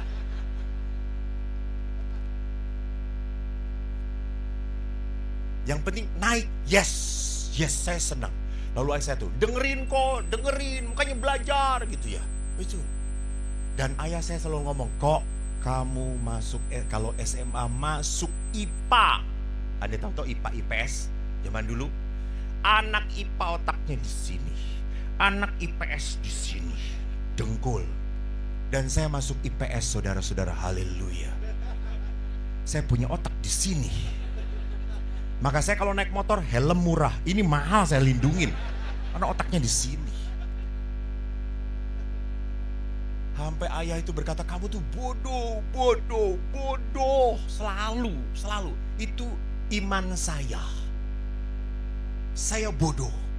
Tetapi maaf, ibu saya yang menyelamatkan. Di saat ayah mengatakan kamu bodoh, ibu selalu datang sini, enggak apa-apa. Bodoh juga anak ibu. Sampai saya ngomong, jadi Eko bodoh gak apa-apa ya Bu? Gak apa-apa, asal jangan selama-lamanya ya nak.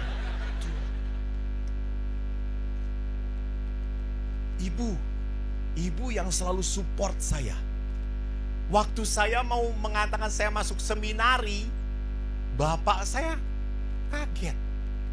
Gak mungkin kamu jadi Romo, gak mungkin kamu tuh bodoh, nanti memalukan umat Katolik.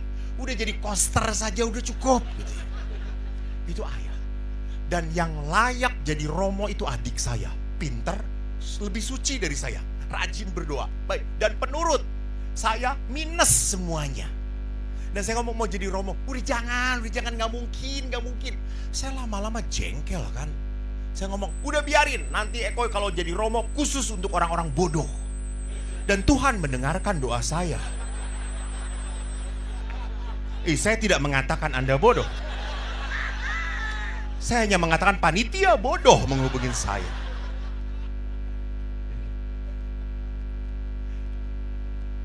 Jadi lihat di sini bahwa apa? Di dalam seringkali di dalam hidup hubungan ayah dan anak kurang bonding, kurang kedekatan. Sorry, maaf, saya sejak kecil tidak pernah punya bayangan saya dipeluk oleh ayah. Enggak.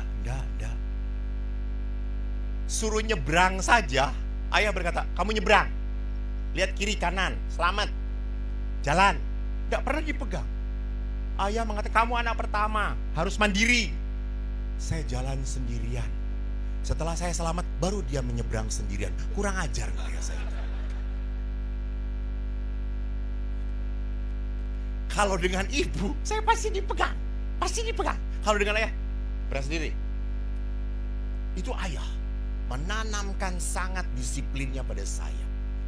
Sampai maaf, pada saat saya harus berdamai dengan ayah, saya itu diolah di Filipina. Saya sekolah di Filipina untuk konseling keluarga. Dan profnya melihat kamu terluka sekali dengan ayah. Karena waktu saya suruh membayangkan kalau ibu meninggal, saya nangis. Asli saya nangis. Waktu saya membayangkan ayah saya meninggal, saya berkata, selamat jalan ayah. Tuhan memberkati. Tidak ada satu titis air mata pun. Saya enggak sedih.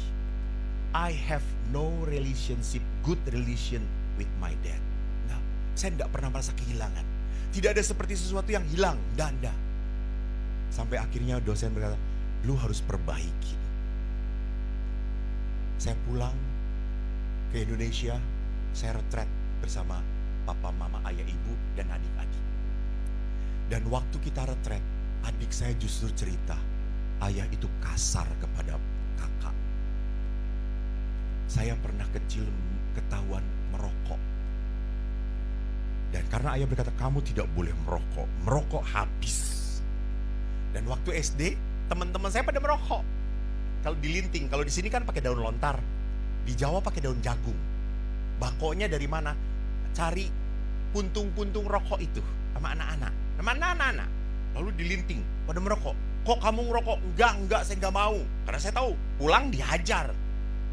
Kamu kalau enggak rokok enggak pren. Ya sudah, saya merokok. Hisap, udah selesai, batuk-batuk saya. Lalu saya pulang, saya mau cepet-cepet cuci baju saya karena kotor, bau rokok. Saya masuk ke rumah, laler hijau sudah ada di dalam. Anda tahu toh tentara pakai hijau-hijau toh? Bapak saya pulang piket rupanya. Saya masuk, saya langsung salam, Pak, siang. Pulang? Iya, Pak. Lalu Bapak, kok bau rokok ya kok?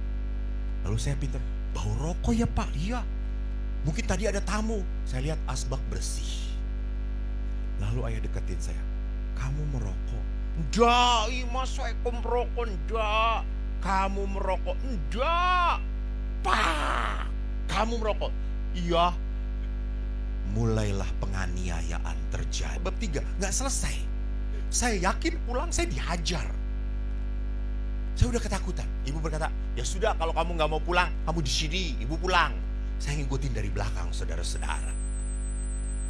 Pas pulang, saya melihat wajah ayah. Anda lihat wajahnya, percis saya memperagakannya. Mandi. Lihat, ada kasih sayang di sini. Ini seorang bapak atau penjahat? Mandi. Wih, saya langsung takut. Saya lebih takut pada ayah daripada Tuhan Allah. Karena ayah itu menghukum dahulu. Dan saya udah ketakutan. Saya mandi. Dan pada saat mandi saya kaget. Di kamar mandi sudah ada ember hangat. Dan baju saya. Tapi saya sudah berkata, selesai mandi dihajar. Maka saya berkata, Eko kuat. Saya mandi. Itu luka saya. Saya tidak teruskan nanti. Tapi pada saat saya berdamai, saya berkata kepada ayah, saya boleh memeluk kamu. Dan ayah berkata, ya. Karena saya belum pernah merasakan kehangatan dipeluk oleh ayah. Dan saat saya memeluk, ayah berkata, ini pelukan yang paling indah. Sekarang ayah saya masih hidup, kami sering pelukan. Ibu saya sudah meninggal. Saya sekarang dekat dengan ayah. Setelah saya berdamai, dan ayah selalu cerita pada saya. Kemarin juga lucu. Ayah saya itu kan mulai budek. Giginya habis. Lalu ayah berkata, kok saya itu ingin beli hearing aids dengan gigi palsu. Ya sudah beli ayah. Tapi uangnya kurang kok. Ya sudah yang penting apa dulu? Ya udah hearing aids. Lalu beliau beli hearing aids kan mahal 10 jutaan toh yang bagus itu. Beliau beli bagus. Dia senang Eko. Tapi saya masih kalau makan itu nggak bisa enak karena gigi palsu. Ya sudah Pak, Eko belikan. Bener kok? Iya. Tapi yang second ya Pak. Saya emang ada yang second? Ada, yang mati kan nggak dipakai lagi kata saya. Kita cari yang second. Lalu ayah berkata, kamu mau membalas kesakitan hati kamu ya. Saya kumpulkan berkat, saya dapat berkat dari umat. Nih Pak, beli sendiri sana, yang baru, yang bagus. Kalau yang suruh saya beli, ya saya kan cari yang murah, kan untuk Bapak, kata saya itu. Tapi lihat di sini, bahwa setelah berdamai, orang tidak membangun tembok, tetapi membangun jembatan. Sayang kembali. Nah sekarang lihat, saya ingin memperlihatkan setelah kita melihat begitu banyak pertentangan dalam perkawinan, maka sekarang mari kita lihat apa yang menggerakkan ayah ini. Hilang. Nah ini, perkawinanku digerakkan oleh roh Allah atau oleh luka. Kalau perkawinanku digerakkan oleh rasa sakit dan luka, sampai kapanpun perkawinan Anda tidak akan bahagia. Maka lihat apa yang dikatakan oleh Yakobus. Barang siapa berkata bahwa ia berada di dalam terang, tetapi ia membenci saudaranya, ia berada dalam kegelapan sampai sekarang. Jadi kalau orang ada dalam terang, tidak mungkin dia menyimpan kebencian. Nah, oleh karena itu, mari saya berikan beberapa poin. Untuk apa? Supaya saya bahagia. Pertama, mari kita lihat.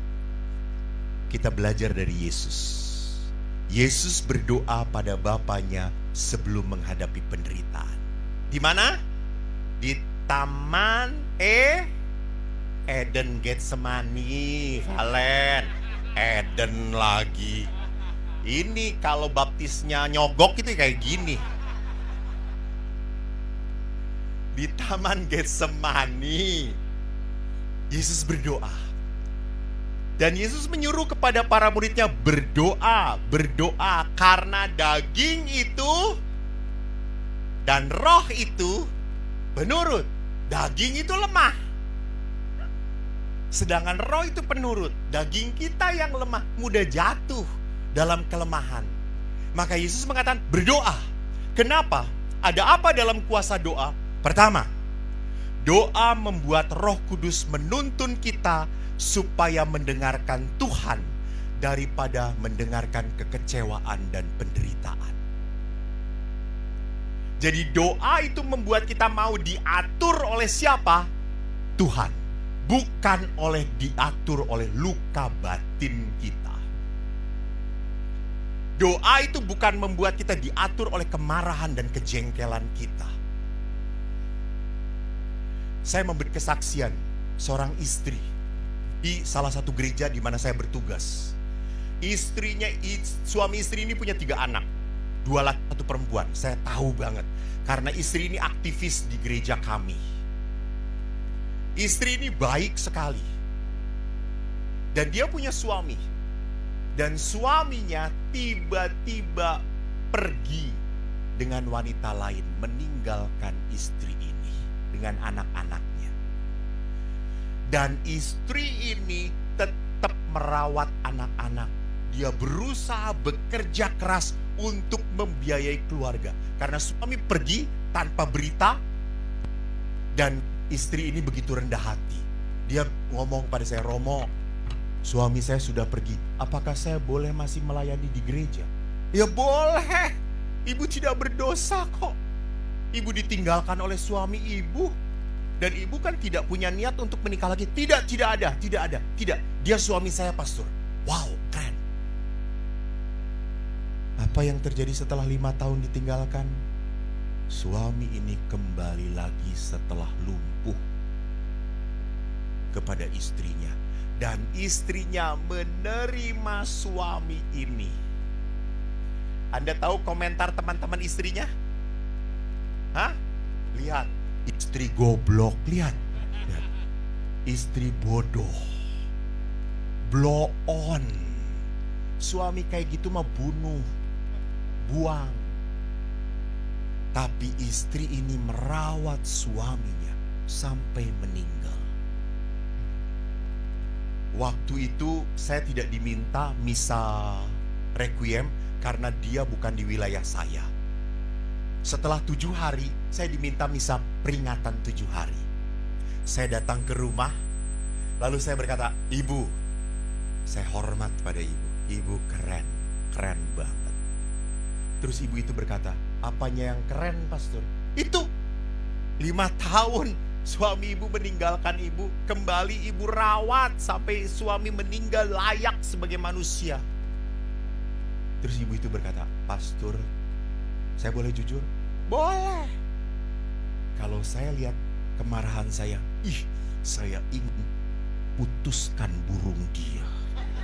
Saya potong kecil-kecil, saya keringkan dan saya goreng lalu saya makan, pastor.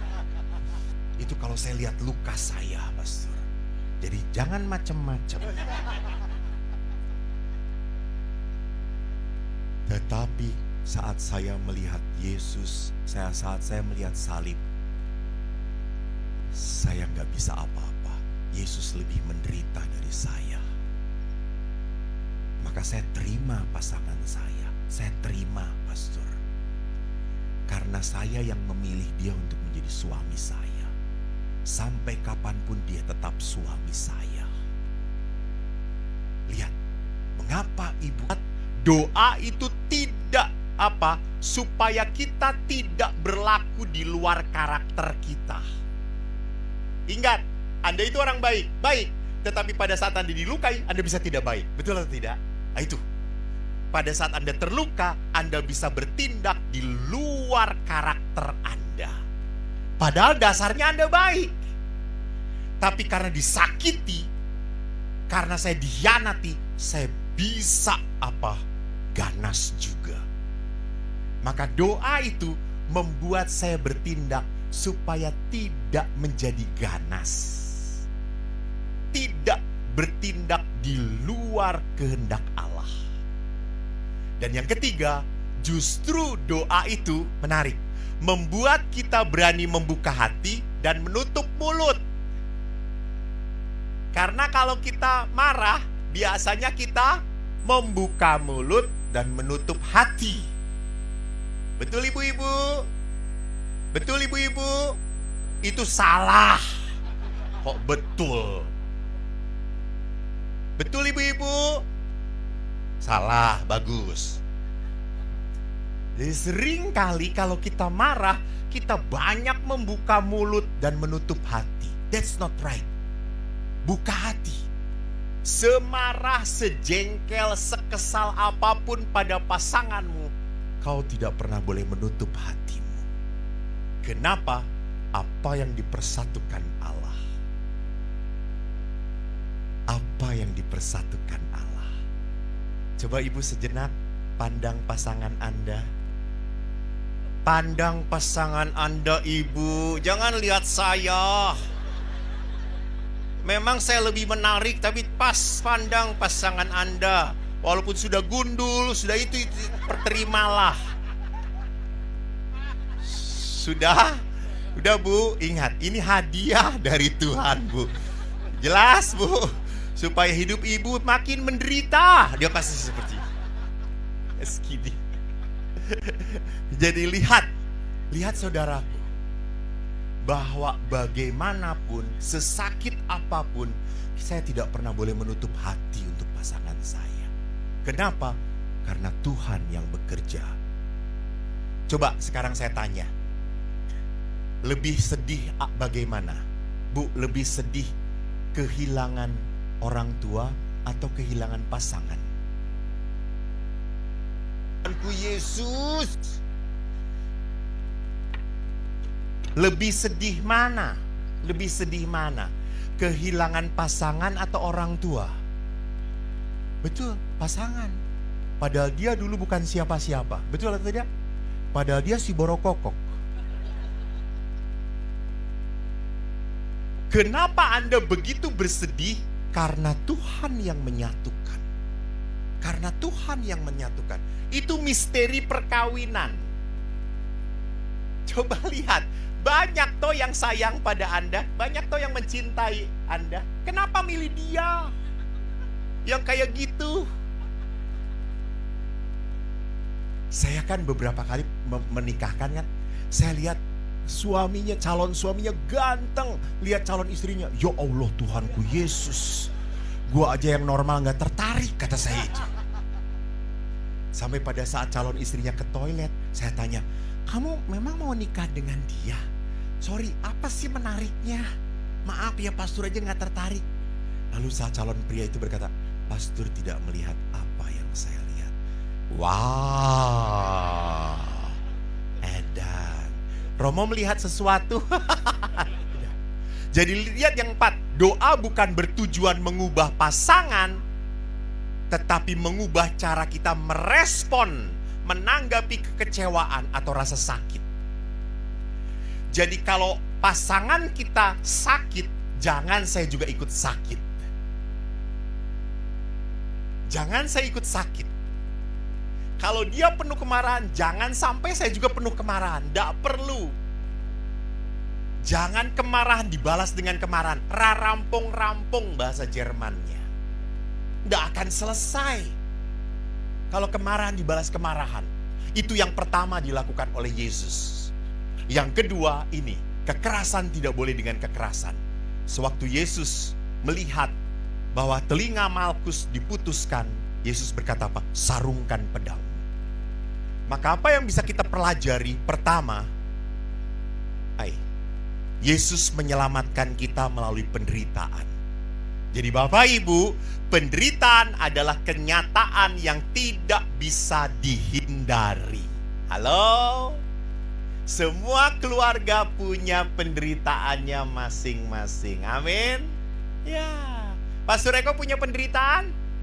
Punya, karena saya masih normal. Kalau Anda nggak menderita, Anda gila.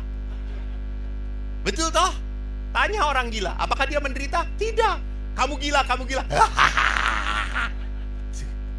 Kita disebut gila, marah kita. Karena kita normal.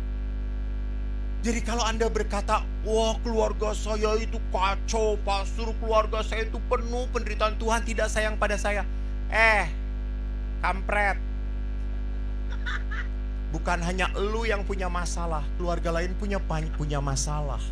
Kenapa kamu sampai terpuruk dan dia tetap bahagia? Karena dia punya iman. Kamu tidak merasa punya Tuhan. Ibu-ibu ingat, kita itu dipelihara oleh Tuhan. Nih Eko, lahir boleh bodoh, besar terkenal. Karya Tuhan. Dulu waktu kecil, ibu-ibu, Anda tahu saya kecilnya gimana? Saya itu senang cari layangan. Maka hitam. Kalau Flores hitam bawaan orok. Kalau saya banyak dijemur. Saya waktu kecil keluar 2 umbel di sini. Apa umbel tuh?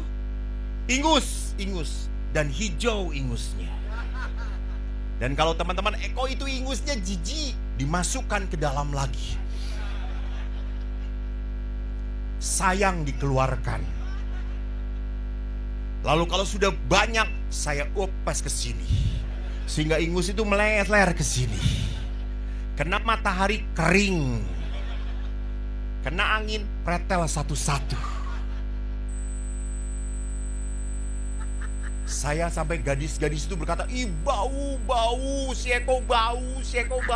Sampai waktu SD tidak ada yang mau duduk dekat Eko. Tetapi sekarang semua ibu-ibu foto dekat pada saya. Anda tidak toh? Karya Tuhan. Jadi kalau Anda menderita, jangan pernah lupa. Lihat. Penderitaan bukan alasan untuk melarikan diri. Justru menjadi saat bagi kita untuk mengundang Roh Kudus untuk menguatkan kita. Jadi jangan pernah berdoa, ibu-ibu, kan pernah tuh di dalam TikTok suami istri sedang naik mobil.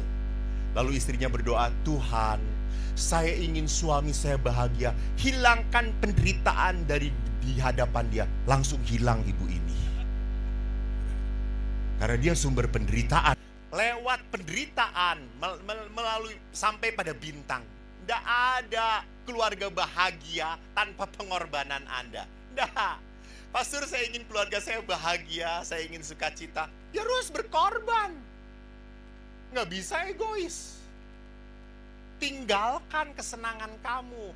Lu sekarang jadi bapak-bapak, lu jadi suami. Maaf ya. Banyak keluarga muda fight karena mereka bahwa dia tidak single lagi.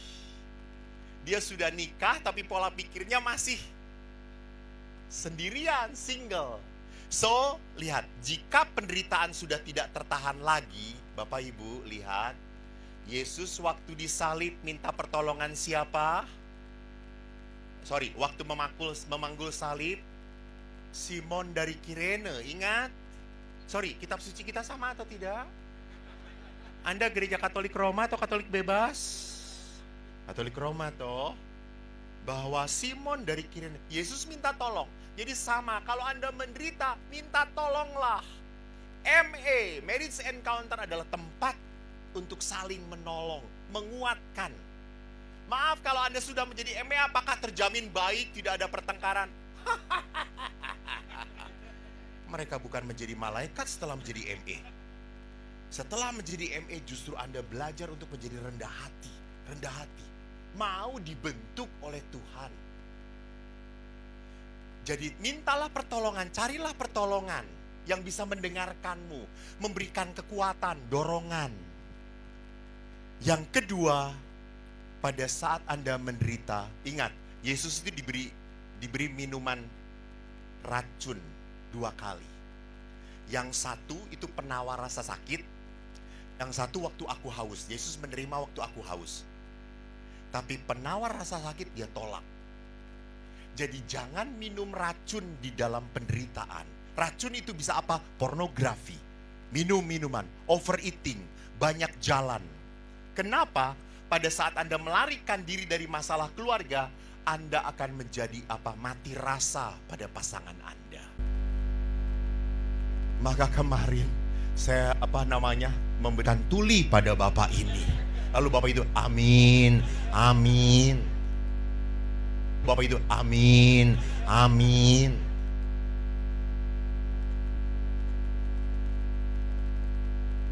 Ibu-ibu jangan lupa.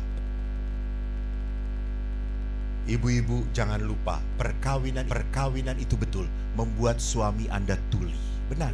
Tapi dia tidak tuli pada istri yang lain. Hati-hati. Kenapa? Karena kemarahan membuat mati rasa. Jadi jangan teruskan racun. Maka perhatikan, kita harus belajar untuk apa? Mengampuni. Ini yang tadi dikutip oleh Bapak dokter. Tidak ada keluarga yang sempurna. Kita tidak punya orang tua sempurna. Kita sendiri tidak menikah dengan orang yang sempurna. Kita tidak punya anak-anak sempurna. Anda mengeluh satu sama lain, Anda kecewa satu sama lain. Oleh karena itu tidak ada pernikahan yang sehat atau keluarga yang sehat tanpa apa? Sama salah sedikit disalahkan. Tuh kan kamu memang kayak gitu, memang keturunan ucing garong.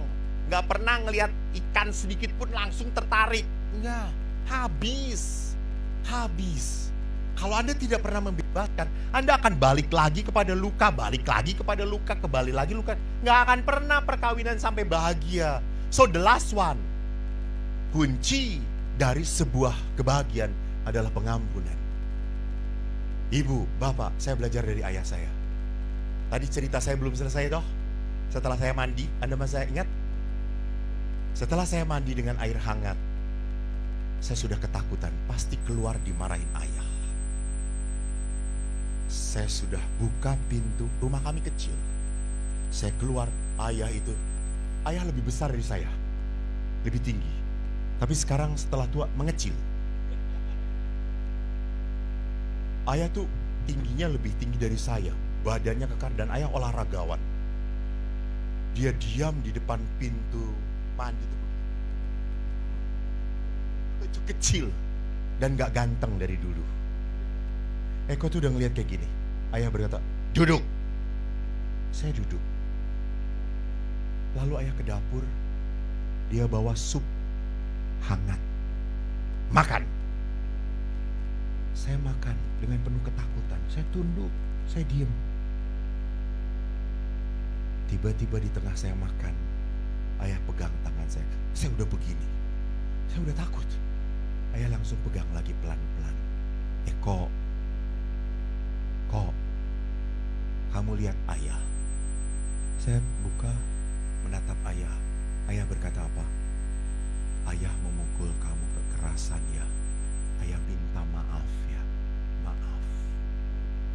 Anda tahu, seluruh sakit saya hilang dari tubuh saya. Tuhan memberkati. Terima kasih.